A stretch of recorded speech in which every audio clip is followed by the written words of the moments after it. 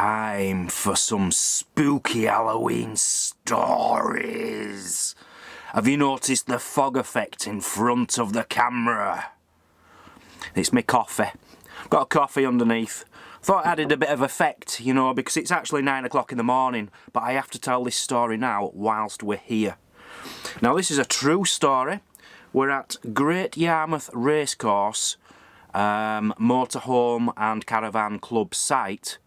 But just 200 metres in that direction is a Haven static caravan holiday site. And I've got a story for you. Are you ready? True story. I'm not telling you any rubbish here. These are true stories. Right, the Dunford family came here to Great Yarmouth for a 2-week holiday. They came from Cambridge, which is 2.5 hours drive from here. They came for 2 weeks. There was Mr. Dunford, called Reg. He was a farmer. His wife, Sally, the 3 children, and Reg's brother, David. They all came for a lovely 2-week holiday. They'd been here 3 or 4 nights, and on the 4th night, something happened. They came back to the caravan. Completely peaceful till then. They were having a really good time. They came back at 11:30 at night after a wonderful day out. All went into bed, and David, the brother of the farmer, got into his bunk bed, the top bunk, and something happened to him. Ooh, it all started to kick off and get scary. I suppose I should point out that it's caravan number B77, right? Anyway, this is what he said. David got into his bunk bed, and this is what he told the reporters weeks later. He said, "Suddenly, I was prodded hard in the ribs, but no one was standing anywhere near me. I thought I must be imagining things. Then I laid down again, but the same thing happened again. And then the air around the bunk bed became chilly and cold, and I could hardly breathe. So I went and got my brother Reg and told him what had just happened. So Reg jumped up on the bunk bed, and the same thing happened to him. He felt something prodding him in the ribs, and he couldn't breathe.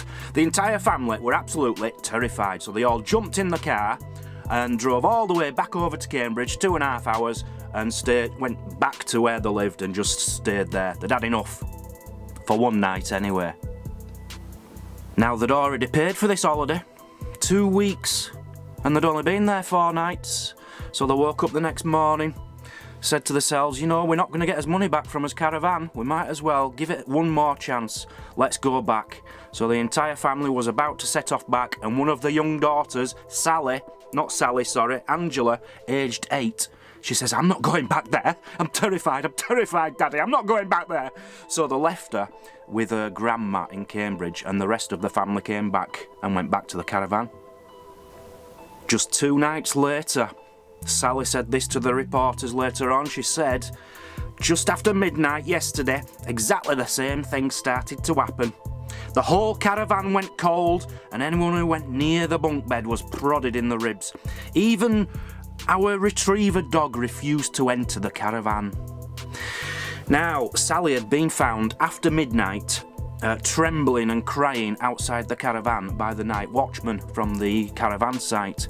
And he got the family, says, look, I'm sorry this is happening to you. I'm sorry, I can't explain what's going on. I'll put you in another caravan.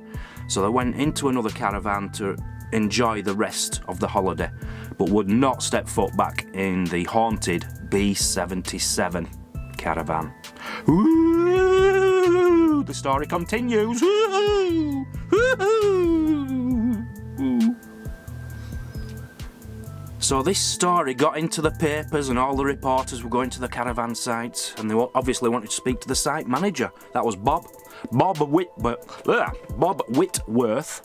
He was the site manager, and he said to all the reporters, nobody else will stay in B77, and the caravan will be exported to Holland, because they used to sell a lot of the caravans to Holland, you see. At the earliest opportunity. We've investigated the caravan and we've found nothing wrong with it. What he did do then is offer a free night's lodging to anybody who was prepared to stay in the haunted caravan. This apparition, or whatever it is, seems to have mystified so many people that I'm receiving letters and telephone calls from ghost hunters who want to spend a night in the van. Anyone who wants to sleep by the sea is perfectly welcome. He says, as far as I'm concerned, you can stay there free of charge. I won't charge you for being scared out of your wits.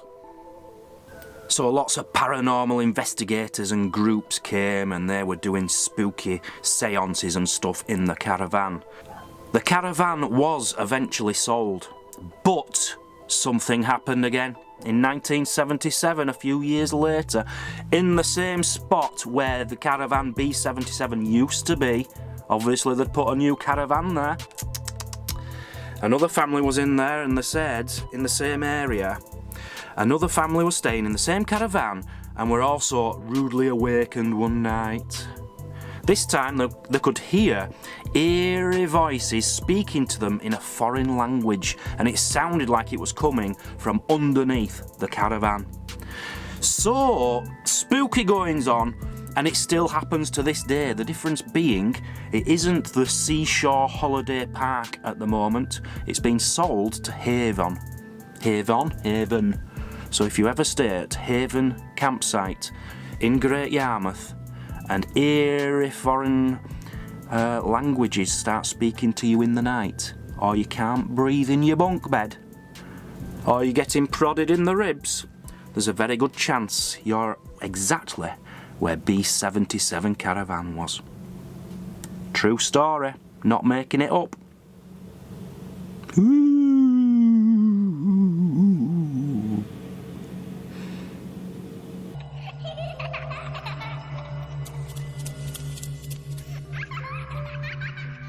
So here is a story which has come from one of our viewers. Hayley, thank you so much for sending this one in. It is an amazing story. I hope I do it justice. I'm going to tell it in my own words, but from everything you've told me. It was a really long email. I did ask people to send me their ghost stories and things. This is Hayley's true account of what's happened to her in the past. Okay, so here we go. Are you ready? I've tried to get the atmosphere. I hope it's working a bit. With my Jamiroquai hat and stuff. Virtual insanity is what we're living in.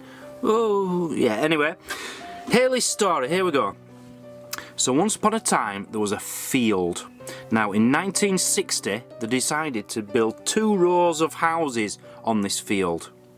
One of them houses was bought by a family who lived there and then passed it down to the next generation. They'd lived there from 1960 all the way through until Hayley bought the house. I don't know what year this is, Hayley hasn't stated, but Hayley is the next person who isn't in that family who lived in this house. She moved in and everything was fine, everything was hunky-dory, no problems whatsoever. But then eventually some really spooky things started happening, and I'm talking seriously spooky. On a night time in Hayley's bedroom, it'd start to get really cold for no apparent reason, and all her hairs would stand up on the back of her neck as if there was some kind of charge in the atmosphere. They kept having problems with the electrics and things. The boiler and the fridge freezer kept breaking down and all the electrics kept going off. And then one night, anyway, Hayley was sat up in bed. She was on Facebook. I don't know if she was on a laptop or on a phone. She hasn't stated, but she was just sat up in bed on Facebook. And then she felt a hand grabbed the back of her head, like that, a bit like that. And she heard a man's voice say, "What time do you call this?" Now, that'd terrify you, wouldn't it? Can you imagine, you just sat there on Facebook, and all of a sudden, "What time do you call this?" You'd be terrified. You'd think it were your dad, wouldn't you? You'd start, your first question would be, "Where's my dad? Where's my dad? Where's my dad?" Hayley's dad don't live there. This isn't Hayley's dad. This is a ghost. A ghost's done it. Some unknown weird thing has grabbed her and says, "What time do you think? What time do you call this?" This is getting scary. Trust me, I've only just started the story. There's loads to go. Anyway, just a few seconds after the man had grabbed her head and said, "What time do you call this?" She just froze for a few seconds and then she had the balls to turn around and see if there was anyone there. She couldn't see anyone. She turned the light on, couldn't see anybody about. Absolutely terrified. She did not know what had gone on. A few weeks later, one of Hayley's male friends, I say one of Hayley's male friends, she might have only had one. I'm not accusing Hayley of having loads of male friends, but it's a fact. One of Hayley's male friends, it might be her only one, came around and he went to the toilet. We were having a wee, stood up, as men do, having a wee, and all of a sudden he's just stood here like this, and for no reason whatsoever, just having a wee, he went, pfft. Something pushed him really, really hard in the back. Dribbled all over the seat. Anyway, that didn't matter. That ain't what the story's about, the dribbling bit. It's about the push in the back. The door were locked. There was no one who could get in. It were only a small little toilet. But he definitely felt someone push him in the back, and he was terrified. Now, this wasn't the only friend of Hayley's who felt weird things in the house. All the friends had come over and they'd all say they felt uneasy or drained whenever they were in the house. As soon as they left the house, they felt fine. Was it Hayley or was it the house? Was Hayley draining? I don't know, but that's what her friends have said. Now, one morning she woke up, did Hayley, in bed, and she saw a monk, as you do. A monk stood at her window, just looking out of the window, some monk. And he were there for a few minutes and she's just like transfixed staring at this monk. Anyway, she remembers she's got a phone on charge next to her. She comes out of this fixed state and tries to grab the phone. She reaches down to grab the phone, comes back up, the monk's gone. He's gone. But she saw him for a good few minutes and she says he was very, very detailed. She saw that monk very well. So you thought this was bad. It gets worse, it gets worse. You know when you're in that state, you're in bed and you're half awake, you're half asleep, you're not sure if you're dreaming. Well, Hayley went through this. She had a dream that, you know the pull cord to turn the light on? She had a dream that it was around her neck and choking her and she was being strangled by it. And anyway, she woke up all of a sudden and then she just nodded straight off back to sleep again. In the morning, now husband woke up next to her and he says, "What's that?" She had massive marks around her neck where a cord had been. How terrifying must this have been? This is not a made up story, people. This hasn't come off the internet, load of rubbish. This is from one of you guys who sent this to us to tell the rest of you. This is a true story, happened here in Britain, a really true spooky story. And the more I read it, it's like I've read chapter 1, I want to read the rest of the book. Now, Hayley said these weird things continued. They didn't happen all the time, only about once a month. Now, that might be where the problem is, Hayley. It seems that they were periodic. There'd always be lots of tapping sounds, as if someone were throwing little stones at the radiator in the bedroom. And she'd say, "If there's anyone there, can you make 2 taps on the radiator?" And then she'd hear like 2 little stones hit the radiator. "Can you do it 4 times?" It'd always do exactly as she said. But in the morning there were never any stones. Right, I'm just going to run through a few more quick facts here. Another friend has seen a man in a henchman's coat in the spare bedroom. Hayley's caught many orbs on video. She has bought 5 new fridge freezers, all new from the shop, but they all stopped working. She had an electrician round to have a look at the electrics. He says they were fine, no problems with your electrics. I think this one would freak me out more than anything. Hayley has actually seen the ghost of a man and a woman in her own bed. How spooky is that? She was telling a neighbour about it and she described them. She could see them in perfect detail, just like she could the monk. She described them in perfect detail and the neighbour said, "You're just describing the man and woman who lived there before you." Exactly the same description. Unsurprisingly, Hayley and family decided to sell the house. They wanted out. They'd had enough of this place. It were too scary. So they put it on the market, and the night before they were due to move out, there was like a big purple glow in the kitchen and dining area. And a light bulb just literally unscrewed itself and fell at least 8 foot onto a laminate floor and didn't even smash, didn't this light bulb. Now, her electrician friend came round again. He says, well, I'm sorry, it's absolutely impossible for a light bulb just to unscrew itself like that. I've no idea what the explanation is, but that's impossible. Not too far from the house, just on the hill there, a Roman fort was found. Is that anything to do with these spooky apparitions and experiences? Who knows? It's quite possible. As I say, she has videos of orbs, does Hayley, and she even has a voice recording. Now, the voice recording is from a man, and it says, "We've come here to change the time of things." She couldn't make out what the last bit is, but she can definitely make out, "We've come here to change the time of things." Freaky.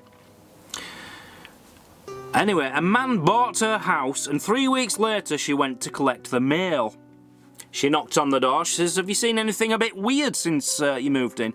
He says, "Well, yeah, I have actually." He says, "I know you said there's a few things going on in this house before I bought it, and it doesn't bother me, but you're right." He says, "Just last Tuesday I was in the garden and the ghost of an old woman walked from the garage, through the wall and into the kitchen. And I've also seen like black masses on the bedroom ceiling, which I can't explain." But he says it didn't bother him whatsoever. So Hayley just says, "Well, good luck with that. I hope everything goes well for you." Left the property for the very last time, and she has never ever returned. Now, I hope you liked that story as much as I did reading it. As I said, this is my version. I've reworded it slightly, but I can assure you I've not changed it. That is exactly what Hayley's told me, and it just fascinates me, and I would like to give Hayley a massive, massive thank you for helping us to, you know, for this Halloween, to try and make this Halloween special, because that is exactly the kind of story I wanted. We wanted. She's here, she's listening. So moving on, one last story for you, and then we'll call it a night.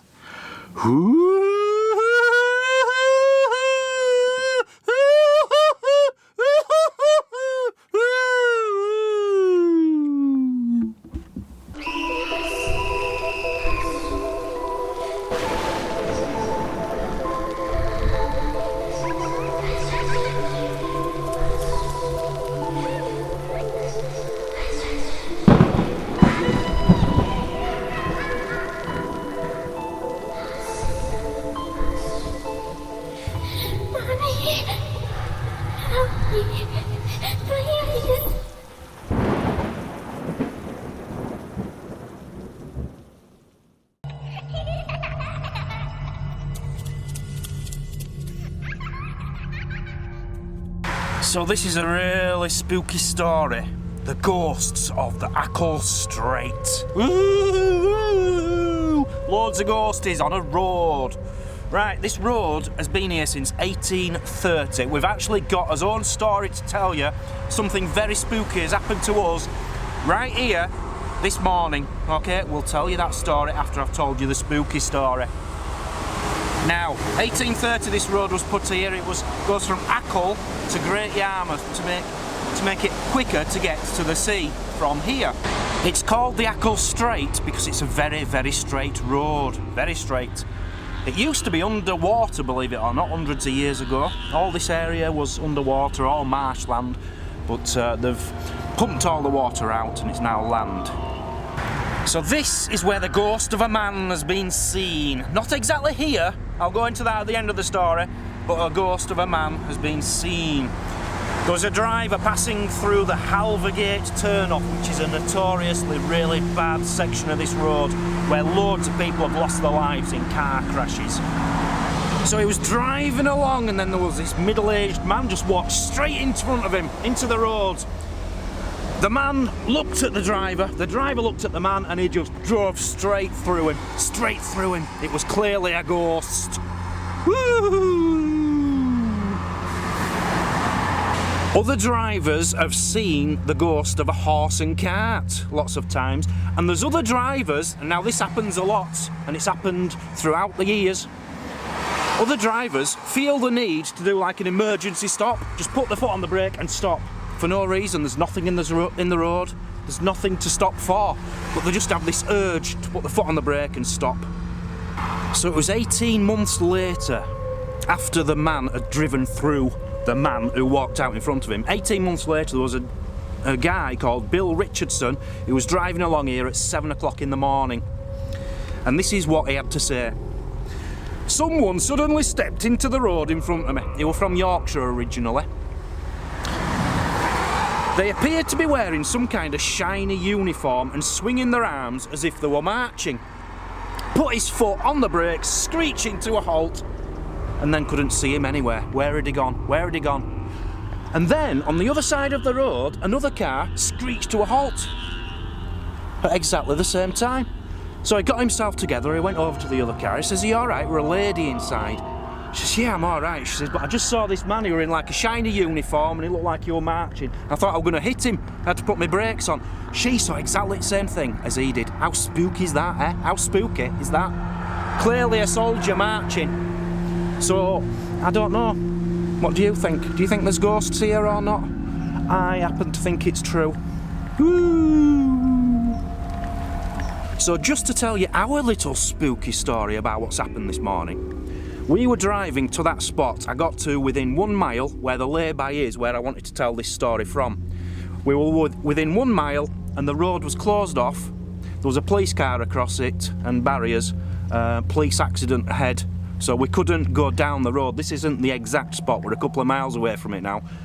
The exact spot where these occurrences have been seen, there is an accident there right at this second. Has someone seen a ghost?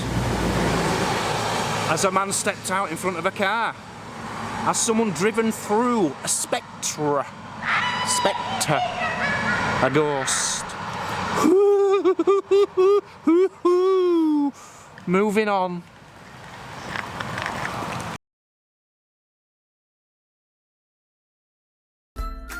Thanks for watching! Please comment and hit the like button. That helps our channel grow. If you like what you see, click here to subscribe.